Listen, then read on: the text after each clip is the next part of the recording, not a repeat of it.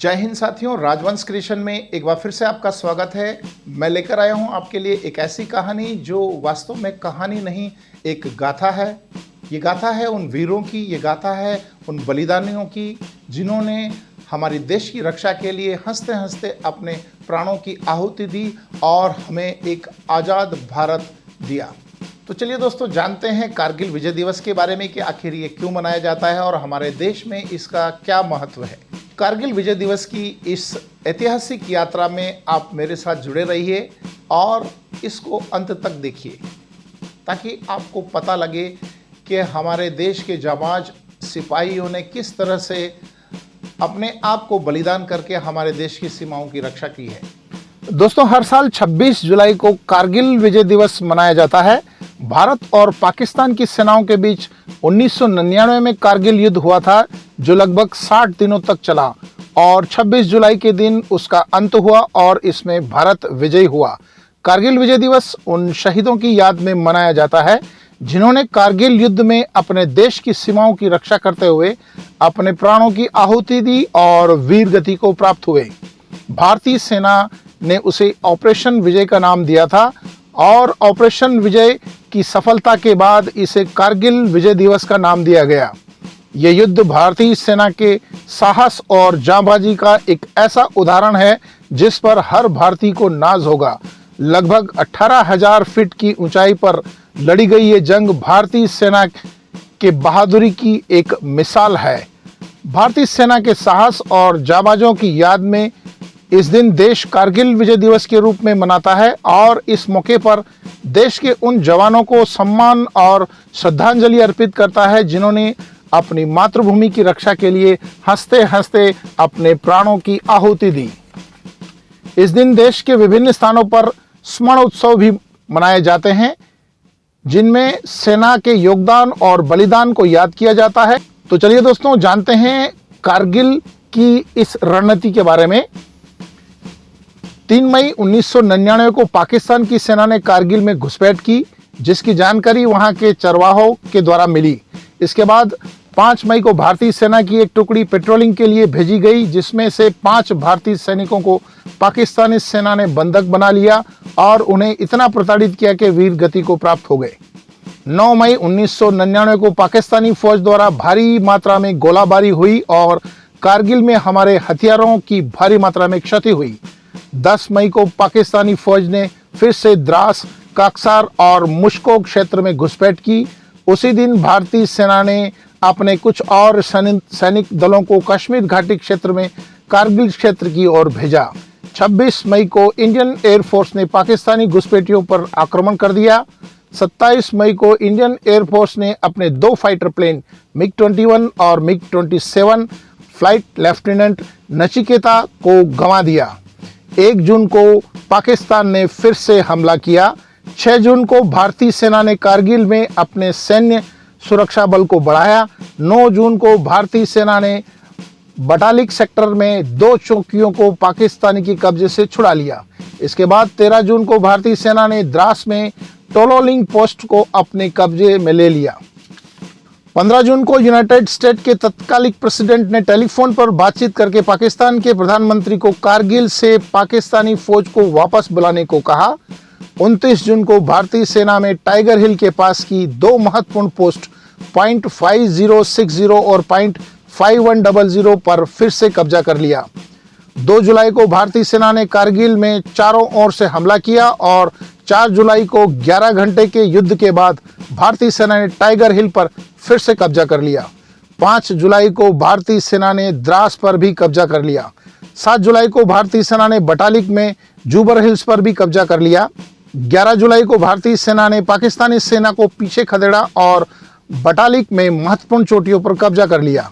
14 जुलाई को तत्कालिक प्रधानमंत्री श्री अटल बिहारी वाजपेयी ने ऑपरेशन विजय को सफल घोषित किया और आखिरकार 26 जुलाई 1999 को औपचारिक रूप से कारगिल युद्ध समाप्त हुआ और भारतीय सेना ने पाकिस्तानी घुसपैठियों को पूर्ण रूप से उखाड़ फेंकने की घोषणा की।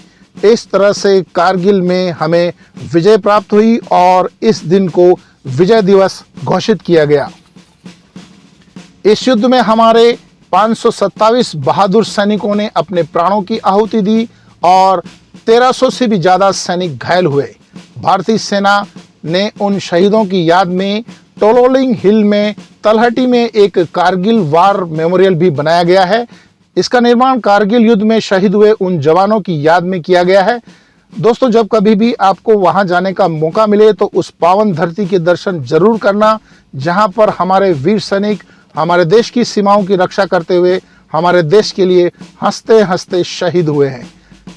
दोस्तों, इंडियन आर्मी सिर्फ हमारे देश की सीमाओं की रक्षा ही नहीं करती है, किसी भी आपात स्थिति को निपटने के लिए भी हमारी आर्मी हमेशा तत्पर रहती है।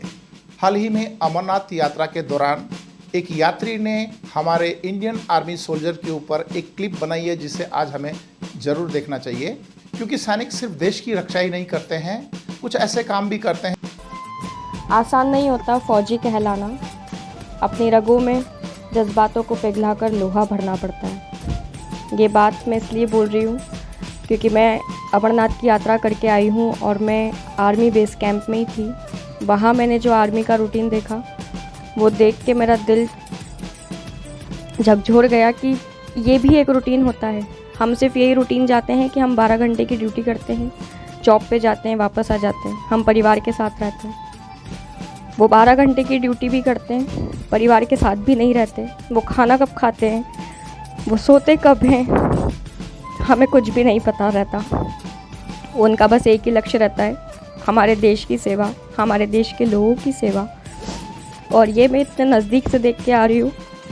मैं अभी तक सिर्फ इंडियन आर्मी जानती थी कि हाँ, बहुत मजबूत है हमारी आर्मी सब कर सकती है। ये मैं प्रैक्टिकली देख के आ रही हूँ कि वाकई आर्मी सब कर सकती है। आर्मी 13,000 फीट के ऊपर जैसी भी चढ़ा सकती है।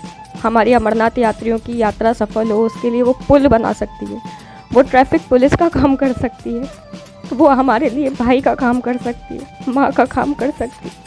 हर चीज़ हमारी आर्मी कर सकती है। हम एक चीज़ से कभी बोर भी हो सकते हैं कि हमें एक जगह खड़े रहना है, हम बोर हो गए। बोर क्या होता है शायद उनकी डिक्शनरी में होता ही नहीं। ठंड क्या होती है उनको नहीं पता, बारिश क्या होती है उनको नहीं पता।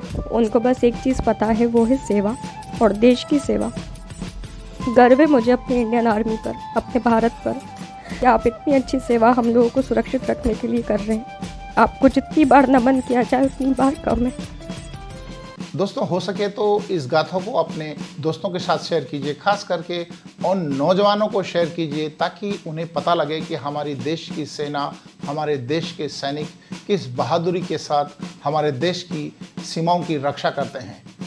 दोस्तों, हमारे देश के युवा सिनेमा के पर्दे पर काम करने वालों को ही अपना असली हीरो समझते हैं, जबकि असल में हमारे देश के असली हीरो हैं हमारे देश के सैनिक, हमारे देश के जाबाज योद्धा, जिन्होंने हमारे देश की रक्षा के लिए हंसते हंसते अपने प्राणों की आहुति दी। हमें उनकी इस आहुति को सच्चे दिल से नमन करना चाहिए और उनकी इस बलिदान को नहीं भूलना चाहिए। आज के युवाओं को एक बात समझनी पड़ेगी कि सिनेमा के पर्दे पर काम करने वाले ये हीरो नकली हीरो हैं। असल में हमारे देश के असली हीरो हैं हमारे जाबाज सिपाही, हमारे सैनिक। उन्हें उन सैनिकों के बारे में जानना होगा, उन्हें उन सैनिकों की बहादुरी के बारे में जानना होगा, उनके बलिदान के बारे में जानना होगा।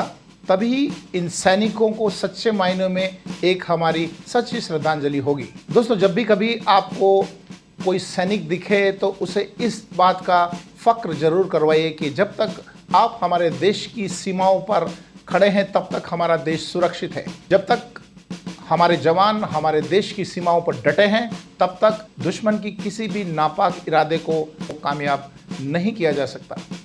कारगिल विजय दिवस के ऊपर हमारे देश के उन बहादुर वीरों को सच्चे दिल से सलाम है और उन वीरों को शत शत नमन है, जिनकी वजह से आज हम देश में एक चैन की सांस ले पा रहे हैं।